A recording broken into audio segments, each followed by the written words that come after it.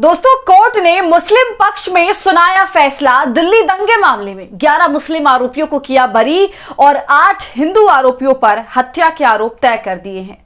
जी हां, इस वक्त की बड़ी खबर मुसलमानों के लिए राहत बन करके आ रही है, क्योंकि देर से ही सही लेकिन अदालत में उनके साथ इंसाफ हुआ है और अब इस इंसाफ से पूरा देश चौंक चुका है। 2020 के दिल्ली दंगे मुसलमानों के लिए कितने हवलनाक थे, ये किसी से छिपा हुआ नहीं है। लोग अपने घरों में डर के छुप के बैठे थे और बाहर बेकसूरों को जेल में डाला जा रहा था। चारों तरफ आगजनी हो रही थी, लेकिन इसी बीच जब एक ऑटो चालक को मारकर सड़क पर छोड़ दिया गया, तब वहां मुस्लिम समुदाय के ही कुछ लोग थे जिन्होंने उस ऑटो चालक को अस्पताल तक पहुंचाया। लेकिन इस भले काम का बुरा नतीजा उन्हें भुगतना पड़ा और पुलिस का डंडा भी उन्हीं पर चल गया, जेल में बंद भी उन्हीं को कर दिया गया और चारों तरफ इसे लेकर राजनीति भी जमकर हुई।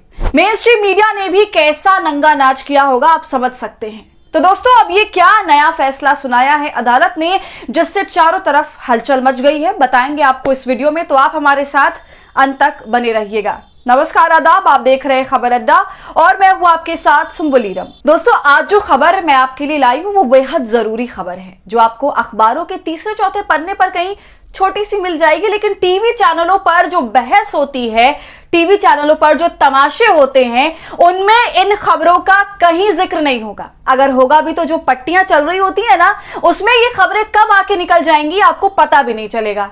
और अभी भी जब मैं ये वीडियो रिकॉर्ड कर रही हूं, तब भी इस मामले के ऊपर ना के बराबर वीडियोस मौजूद है, अगर मेन स्ट्रीम की बात करें तो इस सब का कारण यह है कि दिल्ली दंगों के सिलसिले में जिन लोगों को गिरफ्तार किया गया था, उनमें से 11 लोगों को दिल्ली की कड़कड़डूमा कोर्ट ने बरी कर दिया है। और इसके अलावा बरी करने के साथ साथ जो नई उपलब्धि इस मामले में आई है, वो शायद गोदी मीडिया को और इस सरकार को पचेगी नहीं, क्योंकि ये उनकी राजनीति का सामान नहीं बन पाएगा, नफरत फैलाने के एजेंडे के साथ सेट नहीं बैठ पाएगा।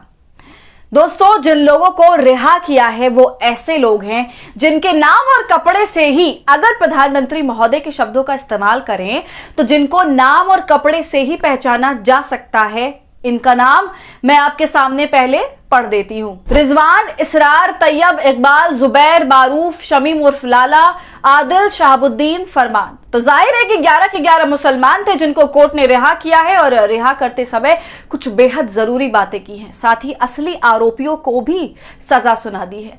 तो दोस्तों, अब आप ही बताइए कि ऐसे में गोदी मीडिया कैसे दिखाएगी ये खबर? सत्ता के जारी फरमान को नेगलेक्ट तो वो कर नहीं सकते। हाँ, अगर यहां पर मुसलमानों की जगह अगर हिंदू होता या मुसलमानों की जगह कुछ और होता, तब तो हमारे सारे के सारे चैनल चीख रहे होते। ठीक वैसे ही जैसे जब दंगों के बाद गिरफ्तारियां हो रही थी, हमारे सारे चैनल्स चीख रहे थे। दंगा इतना हवलनाक था कि उसे याद करना भी दिल दहला देने जैसा है। दोस्तों, आपको पता है कि 5 साल पहले ये दंगे हुए थे। 23 से 26 फरवरी 2020 के बीच ये दंगे हुए उत्तर पूर्वी दिल्ली में, नॉर्थ ईस्ट दिल्ली जिसको हम कहते हैं, वहां पर ये दंगे हुए जिनमें 53 लोगों की, जी हां 53 लोगों की जान गई थी और माल का, दुकानों का, घरों का बहुत जबरदस्त नुकसान हुआ था। मस्जिदों को नुकसान पहुंचाया गया था। ये सारी चीजें हुई थी, घरों और दुकानों में आग लगा दी गई थी और जो 53 मरने वाले लोग थे, उसमें 40 मुसलमान थे और 13 हिंदू थे। तो जाहिर सी बात है दोस्तों कि जब कहीं भी दंगे होते हैं तो उसकी चपेट में हर कोई आता है। दंगे की आग सभी को लपेटती है, वो धर्म नहीं देखती। तो ये कभी भी अच्छे के लिए नहीं होते हैं, लोग मारे ही जाते हैं। लेकिन मारे 40 मुसलमान गए और सबसे ज्यादा जो केस बनाए गए वो भी मुसलमानों के ऊपर ही बनाए गए। हमले मस्जिदों पर होते हैं, लेकिन आरोप जो लगाए जाते हैं वो मुसलमानों के ऊपर लगाए जाते हैं। और आज का जो ऑटो चालक की मृत्यु का मामला है, इसमें भी मुसलमानों को ही फंसाया गया, जबकि अधमरे सड़क पर लाचार पड़े ऑटो चालक बब्बू को मुसलमानों ने ही उठाकर अस्पताल ले गए। लेकिन हालत इतनी खराब कर दी गई दंगाइयों के द्वारा कि 2 दिन में ही उन्होंने दम तोड़ दिया। देखिए दोस्तों, इस पर खबर भी मौजूद है। दिल्ली दंगों में ऑटो चालक की हत्या के मामले में 8 पर आरोप तय, 11 लोग हुए बरी। खबर में अंदर जाएं तो लिखा है, दिल्ली दंगे में ऑटो चालक की हत्या के मामले में कड़कड़डूमा स्थित कोर्ट ने 8 लोगों पर आरोप तय कर दिए। वहीं मुस्लिम समुदाय के 11 लोगों को आरोप मुक्त कर दिया। कोर्ट ने आदेश में कहा कि मृतक मुस्लिम समुदाय से था। गवाहों के बयान और घटना के वीडियो से पता चलता है कि मुस्लिम समुदाय के लोगों की उसकी पिटाई में कोई भूमिका नहीं थी, बल्कि वे उसके हमदर्द थे।